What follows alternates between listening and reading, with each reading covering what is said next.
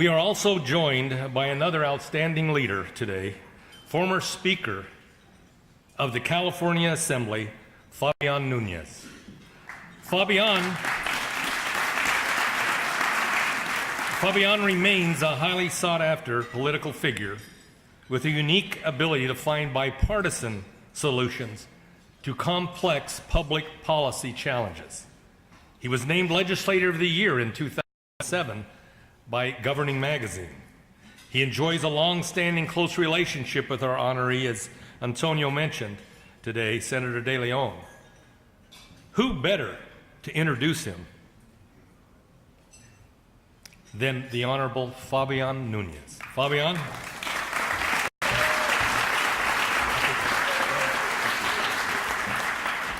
Thank you very much, Mickey, for that kind introduction. And, you know, I have some notes here for my introduction of Kevin, but half of this was already said by Janet Murguia, and the other half was covered by Antonio Zaragoza. So I'm just going to bullshit for 3 minutes. No, in all fairness, Kevin did give me the look. He and I have, you know, code that we communicate in. Sometimes it's the, which means, hey man, let's go over there. Sometimes it's the, hey man, cut it short, keep it short. I think I got the keep it short message this afternoon. But in all seriousness, you know, I want to speak to one or two issues that are a distinguishing factor in not Kevin's body of work, but in who he is as an individual. And the only way to describe that is for me to tell you a little bit about how we met, Kevin and I. Because we were both rival schools at the time, and we're both fairly competitive. In fact, he has a version of, for example, when we boxed the first time, forgets how I knocked him out. And anybody here that's ever boxed and has been knocked out, I know Lou Moret knows about this, you don't remember what happened a couple minutes before, and that's a given. But we were competitors in the cross country. We were competitors in cross country. And, you know, to be honest, he beat me in a race, in a cross country race, by a couple of, what is it, 10, 15 seconds. You know, cross country is 3.1 miles for those of you that have ever run cross country. And you just simply haul ass for 3.1 miles. And you have to have a lot of guts if you're not a fast runner. And for me, it was just mainly ganas. For Kevin, he used to work out because he had his whole Nike outfit and the New Balance running shoes. You know, I'm running in my huaraches. And I gotta say, you know, when I first met him, and he had braces, I was like, you're a Mexican kid, how do you wear braces? So I thought, you know, este creído, who is this guy? So hey man, you think you're better than me? But the truth is, I met him, he came over my house, and it wasn't a house, it was an apartment, and I lived on Boston Avenue, for those of you that know Logan Heights in San Diego, and my address was 2824 and a half Boston Avenue. So, you know, you're in middle school, if you have a girlfriend, you don't want to bring her over your house if you really live under an apartment, like the basement of an apartment. So, you know, it wasn't the most, you know, flattering place to take someone to, but yet, you know, it was a place I lived and I called home. And by the way, I wasn't ashamed of it, because my parents worked so hard and because they put food on the table, and because they taught us the value of hard work and dignity. But I went to Kevin's house, and I thought, okay, let's go see this guy. You know, he's got like balance shoes. He's like probably like the rich kid in the neighborhood. I'm sure his family is very wealthy. They own a bunch of apartments. They're probably like, you know, one of those groups that, you know, those families that have like the grocery store. You know, they own in the community the grocery store, the dry cleaner, and then 2 liquor stores. I was like, that's what the family is. And I go and I see where Kevin lives. I live in this house. And he said, let's go check out your, you know, go to your house. He goes, no, just wait here. I'll be right back. And then he goes down under the house to a basement. And I'm thinking, oh shit, this guy lives like me in the basement. I pulled him in, and then he said, hey, I got to get this bucket because the water was literally dripping from the top. So every time somebody took a shower in the apartment above him, he had to put a bucket because the water would leak directly into his dining room. And it was a very small place. But Kevin's mom also worked very hard. And Kevin was also very proud of his mother. And Kevin wasn't ashamed of how he was raised because he knew the value of hard work. And so when you fast forward to today and you see the things that are happening in the state of California, Mayor Eric Garcetti mentioned the fact that we've gone from being the 8th largest economy in the world to the 6th largest economy in the world to the 5th largest economy in the world because we just took the UK out of 5th place and moved them up to 6th place. I'm not saying that Kevin did this on his own. I'm not saying that. He might want to say that. But I will say that the fact that California's credit rating is so good, the fact that everyone, not only in Wall Street, but around the country, people that follow economics, people that follow investments, when you see, for example, 500,000 jobs created in California in the high-tech industry, when you see something like $9.8 billion last year alone invested in new technology, and you see Kevin just passed legislation last year that basically takes renewables to a new level, to a place that they've never existed anywhere on this universe. And he passed that legislation last year. And you think to yourself, has to have something to do with it, because political prognostication and economic prognostication is always tied to some constant. It's not just second guessing. And so folks look at that. Where am I going to invest my money? Where's the best place to invest it? And I think that the work that he has done in and of itself, certainly, I think stands on its own 2 feet, and it's very consistent where the economy of California is going. But there's one other point that I want to make about Kevin, and that is that the one thing we learned at a very young age, as Mayor Villaraigosa, who is a great friend of ours, said while he was on this stage, is that, you know, he didn't start his career, Kevin did, as a professional politician or somebody thinking, okay, I want to be in politics, because I don't know how many civil disobedience arrests we have under our, on our record. Well, we were, protesting for this entity or that entity, in the fight to right all the wrongs in our communities. But the one thing that we learn, and Kevin lives it day after day, is that it's one thing to say, great, we are now part of the political class, and it feels good that there's more of us in it. But we never, not only do we not forget where we came from, but we also know that having a vision is not good enough. You have to execute upon that vision.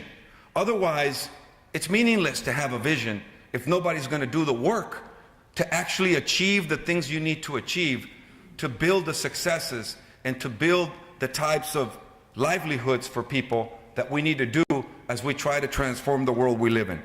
And so when Kevin, for example, does a bill, which he has done on guns and background checks to bring more gun control to a world that is little by little becoming a war zone, this country is, not to the degree that Donald Trump says about black, African American and Latino communities.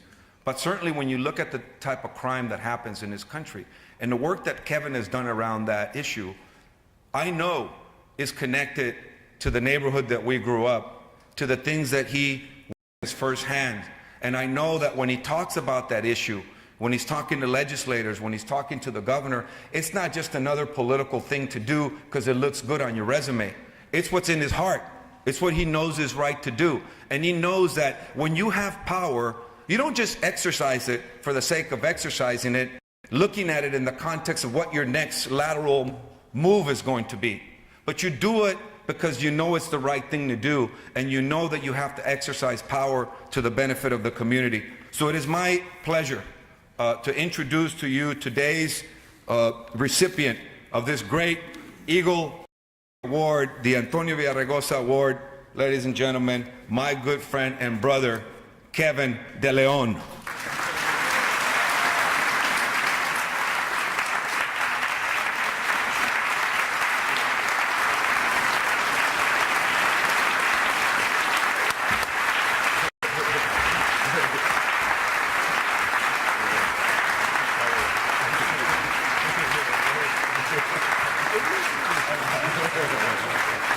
Thank you so very much. Thank you. Thank you. Thank you so very much. Thank you so very much. It is indeed an honor and pleasure to be here with each and every one of you.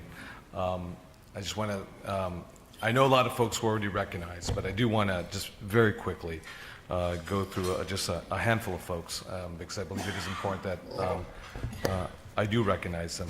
Again, I do want to I want our mayor and our speaker and our former chairman of the DNC, first Latino chair in the history of the United States of America, for your eloquent words regarding my person. I want to thank you very much for your leadership. A lot of folks don't know that when I ran for a state assembly for the very first time, the 45th Assembly District, district that Antonio Villaraigosa was a former speaker of, and he set a very high bar and criteria for me to reach, and I want to thank you from the bottom of my heart for the leadership that you have given us, not just in Los Angeles, and not just in California, but nationwide. Thank you very much, Antonio Villaraigosa. Thank you.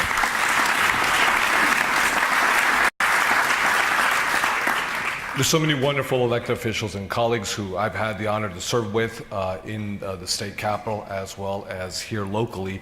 But just very quickly, obviously, Hilda Solis, thank you very much for your incredible leadership. Gilbert Cedillo, thank you for what you've done for us since day one.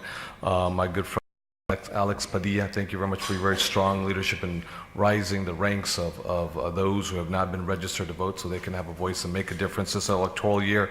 To my good friend down south at the LBC, that's Mayor Robert Garcia, first Latino in the history of the city of Long Beach. Thank you. To my good friend, he's nested in my seat in the assembly, that is Mr. Jimmy Gomez. Jimmy Gomez, thank you very much for your incredible leadership.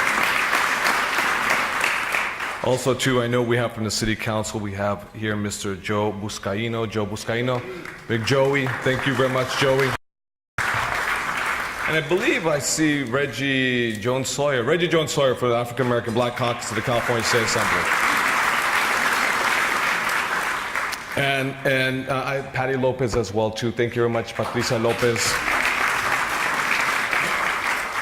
And last but not least, let me just sort of clarify the record so it stands on the record. It was not a knockout, but it was a TKO, and I was the one who gave the TKO. You know, Fabian's a brawler. He's, you know, his height is a little smaller, so he comes in head first and his shoulder first, you know. You know, I had to jab, 1-2, jab, 1-2, you know, and it was a decisive TKO. In fact, I think Lou Moret actually refereed that fight too. He stopped that fight. You know. No, but you know, to my very good friend, to Fabian Nunez, we grew up together in both in Tijuana as well as Barrio Shelltown y Barrio Logan Heights. We come very, very similar family backgrounds, very similar. And I want to thank you very much for your incredible leadership as our speaker, as a speaker emeritus. You have done some incredible things, which I'll actually highlight during the course of the speech. I want to thank you very much. Let's please give it up for Speaker Emeritus Fabian Nunez. And of course, I know we have a very special guest here too, all the way from Guadalajara, México, Jalisco, México, el presidente municipal de la ciudad de Guadalajara, el presidente municipal Enrique Paro. Enrique, mucho gusto, ¿no? Bienvenido. Y bueno, antes que nada, un abrazo muy fuerte, un saludo muy cordial, un abrazo de solidaridad, un abrazo caluroso a cada uno de ustedes. Me siento bien honrado de estar aquí con ustedes hoy día. el hecho que Mickey Ibarra me estás reconociendo hoy día con el reconocimiento del Águila. Me siento bien, pero muy honrado. Quiero agradecer también su liderato, no solamente a nivel local, pero sino a nivel nacional e internacional. To me, let me express the gratitude for the awesome privilege to be recognized today by the Latino Leaders Network and to receive el Águila, el reconocimiento, el premio, the award. And I want to thank our chair here today, our leader, Mickey Ibarra, for your incredible leadership.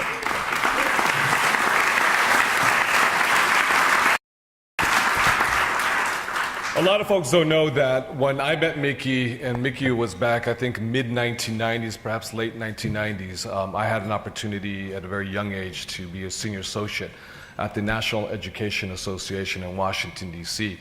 And I was, I think, only a handful of Latinos, so you can count on one hand. And there was another Latino at the National Education Association, and that was a leader of the Latinos within the NEA, and that was Mickey Ibarra. And when I was coming in the Human and Civil Rights Division at the NEA in Washington, D.C., Mickey was in the transition phase, if you will, about to leave the NEA and go on to the White House to work for our president, then President Bill Clinton, senior advisor and director also of government relations for the president of the United States. And Mickey had left, and I remember I went to go look for Mickey at his office to seek some counsel, some advice. It's the first time I'd ever been on the East Coast in my entire life. I was a fish out of water completely. And they said, Mickey is not here right now, he's gone. I said, well, where's Mickey, and when's he coming back? They said, well, he's in Africa right now. I said, in Africa? What's he doing in Africa right now? And then I found out what Mickey was doing. And Mickey had left Washington, D.C., and had gone to Africa, to Ethiopia, to be specific, country adjacent to Eritrea. And Mickey had gone on a mission to secure the release of the president at the time of the teachers union, who was under house arrest. And he went to go meet with him, as well as the president of Ethiopia. And I was sort of stunned, and I want to put this in context. Conceptually, the idea that you had a Latino of Mexican origin, of all places from Utah, on another continent, Africa, specifically in Utah, negotiating the release of a very important figure, the head of the teachers union in Ethiopia, it struck me in a way that I don't know how you feel, because we hear about these stories, whether it's North Korea, Cuba, elsewhere, and we know that Bill Richardson's been all over the place, in a very similar role. But to have a Latino actually fulfill that type of role was kind of like, it shook me, and it had a very visceral impact on me. And because I could never visualize that we could go to another country, to another continent, and actually try to secure the release of someone of vital importance to the nation. And I want to thank you, because you have been a mentor to many of us who are here in this room today. And I want to thank you again for your fantastic leadership. Let's give it up for Mickey Ibarra, everybody.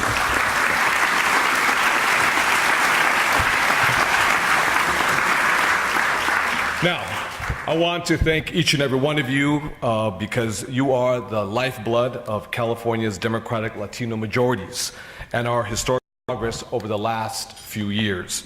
In California, we have succeeded.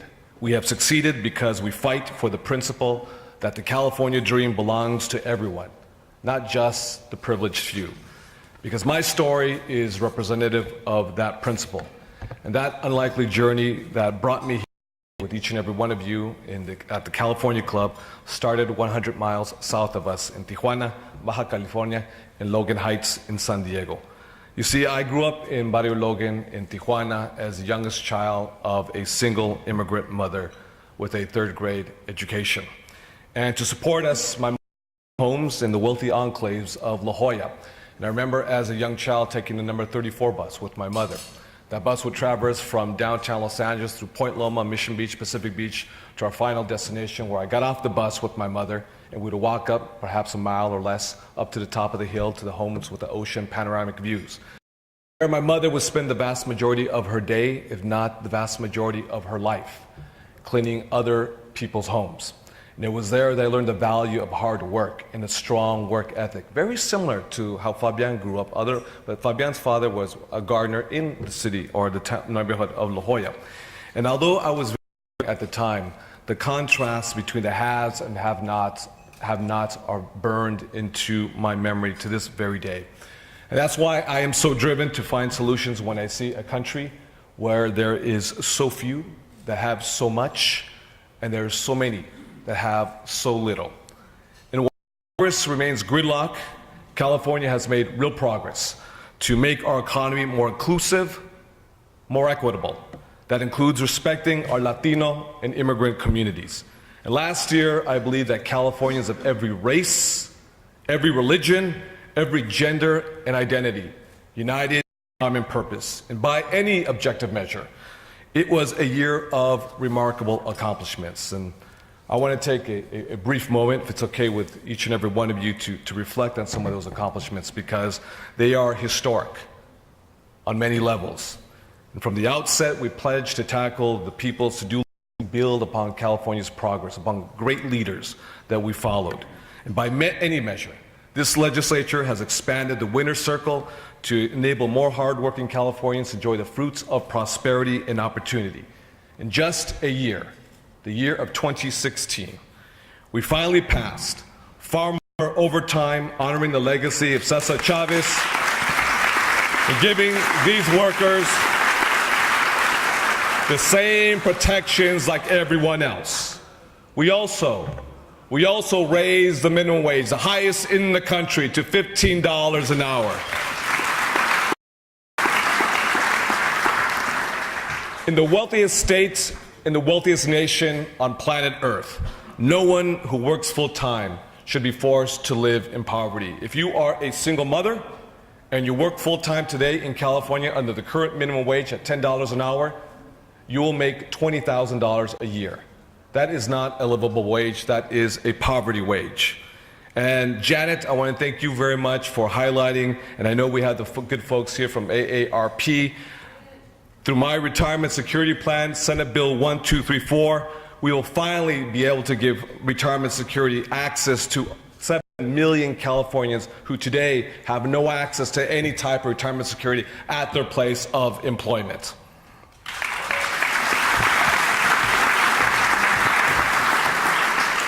Now, I want to give a very special recognition to former Secretary of Labor Hilda Solis, as well as our current Secretary of Labor Tom Perez in Washington, D.C. Very long, very arduous, very complex negotiations. But let me quote the Vice President of the United States, Joe Biden, because this is a big effing deal for California and for the United States of America. Because currently we have 7 million Californians who have no access, E or D.C., at their place of employment. So what this means when we go live in 2018, that means the 7 million workers who have no retirement security at their place of employment will be automatically enrolled. This is not sign up proactively. So for those who are employers here today, if your employees don't have a DB or DC place of employment, or you yourself don't have one, you'll be automatically enrolled. It's the first of its kind in the United States of America and the largest expansion of retirement security since the New Deal with Social Security and FDR. So this is going to be a big thing for our community. Why? Because we've all lived the story. Our community retires. They retire not because they have a nest egg and they know at the age of 65 or 62 they have enough to live on a monthly or annual basis. Our community retires when our arms, our legs, our backs, our shoulders, our waist, our legs physically give out.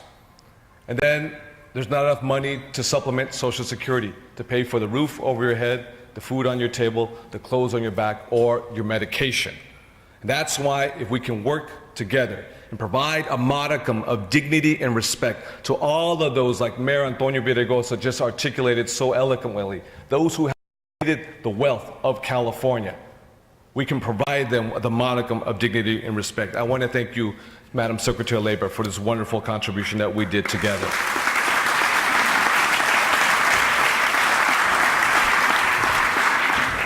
We threw open the doors for affordable college education.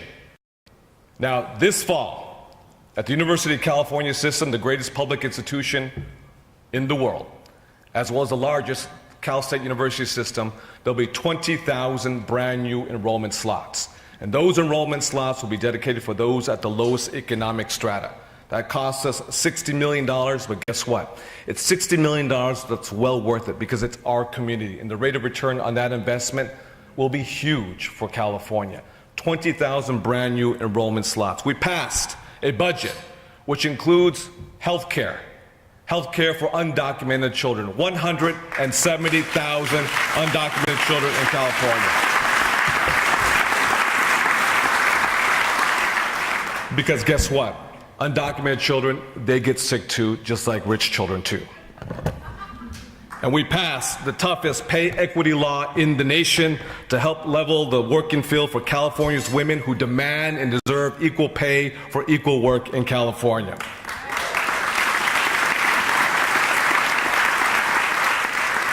On this issue of equal pay, especially for those who are single mothers here today, Latino women earn 44 cents on the dollar compared to white men. It's our effort to close that gender equity gap that exists today, because it's those Latina women who work 2 or 3 jobs, who put the roof over our head, the clothes on our back. And it is those Latina women who brought us into this world, who fed us, who protected us, who raised us, who defended us. And it is incumbent on us to do everything possible to take care of them. So this is the toughest pay equity law in the nation. Last year, we also passed a historic package of legislative measures, 10 bills, in fact, that were signed into law to improve the lives of undocumented Californians. Now, I wanted to score the following point because Fabian had said something that's really key. I do believe you have a collection of wonderful elected officials here today.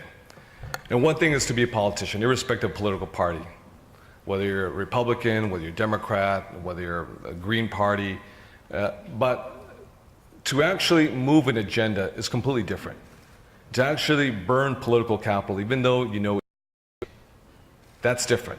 When you try to move and improve the human condition for all individuals, irrespective of who you are and where you come from, the language you speak, the hue of your skin, or your legal status.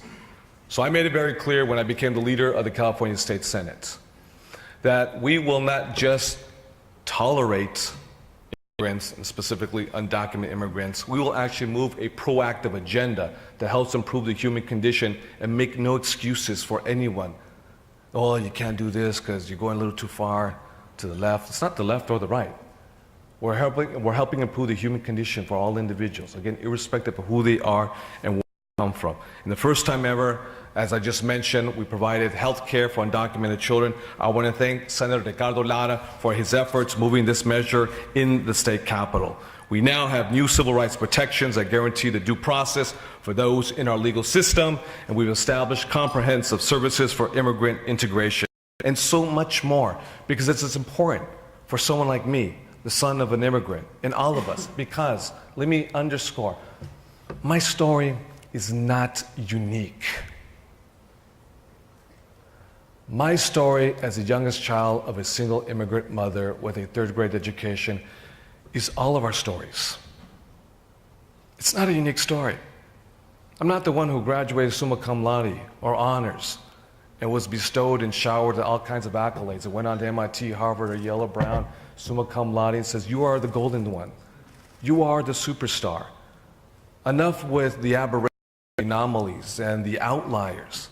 It's our role here to make sure that we normalize the medium within our society, to make sure the vast majority of these young men and women actually have an opportunity to do something with their lives. And that's what we made it very clear as leader of the Senate.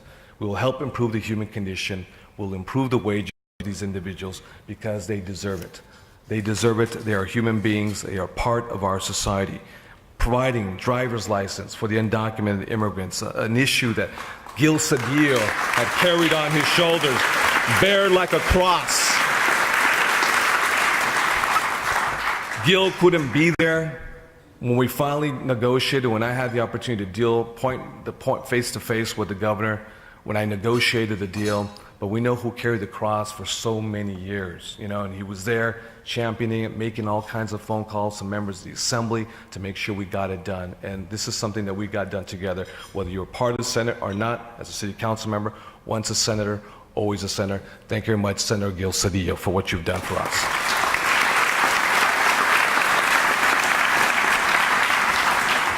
Just a couple points lastly that I want to make, because 10 years ago, we took historic actions of worldwide significance. We took a historic journey to protect our precious environments and to build the clean energy future that California deserves. And it is so appropriate that our Speaker Emeritus, Fabian Nunez, is here today. Today, to a worldwide audience, we had an opportunity to be together with Governor Arnold Schwarzenegger, Governor Jerry Brown, Senator Fran Pavley, and myself, and obviously Fabian Nunez, because Fabian was the author of AB 32. I want to put this in context, because what we have done is we have changed the paradigm, if you will, for the environmental movement. It's no longer an environmental movement of the elite. It is no longer an environmental movement of those who believe the environment begins and ends at the beach or at the coast. It's an environmental movement that's inclusive of each and every one of us. It's an environmental movement that Fabian set the path back in 2004, and I've been honored and humbled to take on that baton and move forward other types of policies that have a worldwide significance. Now, when we think about the environment, we never correlated, and no, Mayor Antonio Villaraigosa, we were together at the California Commonwealth Club in San Francisco, KQED. We had the honor to be together on the same stage with our mayor.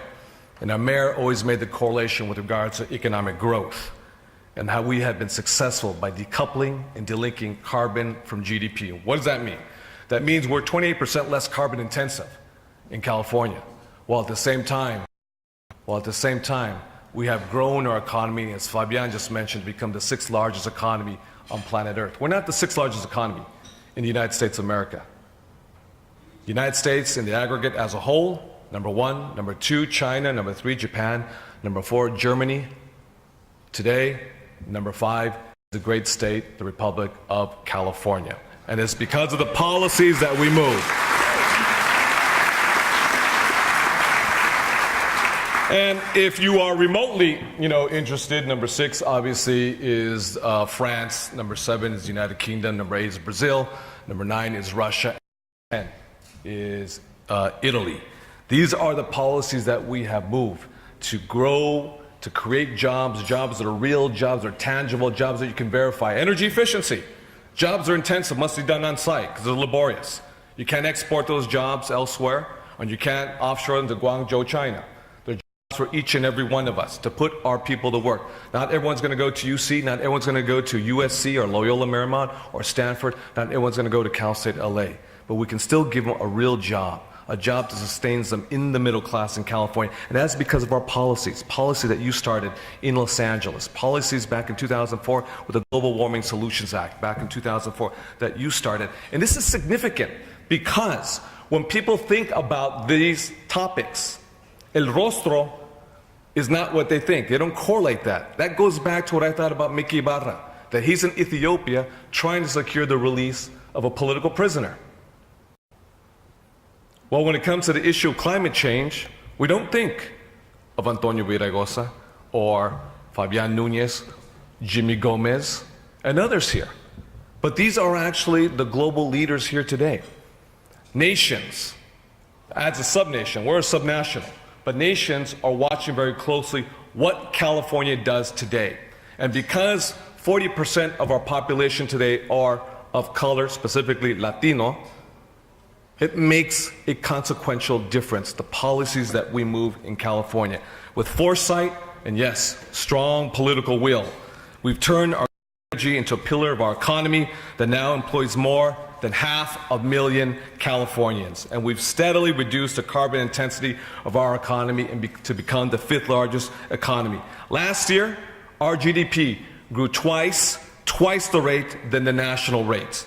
And we've outpaced the nation's job creation. So these inconvenient truths for the skeptics who wish to preserve the 20th century economic order are outdated and long gone. Now, with that, I want to say it makes a real difference in terms of leadership. Leadership makes a real difference. And I've had the honor to stand on the shoulders of giants before me. And this is who we are, because these are our values. And I'll wind down here. As Latinos, and as Californians, and as Americans, because we don't give up on people. We help them, and we fight for them. And while Donald Trump and those who follow him spread darkness, fear, and intolerance, it is we that will stand up and fight. And that's the approach I've taken as the leader of the Senate. These are the progressive values and policies that have made California the 5th largest GDP. When given an opportunity, this is how we lead. And everyone has a shot to succeed. Not by shouting bombastic rhetoric into microphones, but taking bold steps with intentionality and a sense of purpose, implementing policies that ignite innovation and leave no one behind. We don't alienate, we don't isolate, and we don't demonize, and we don't incite fear.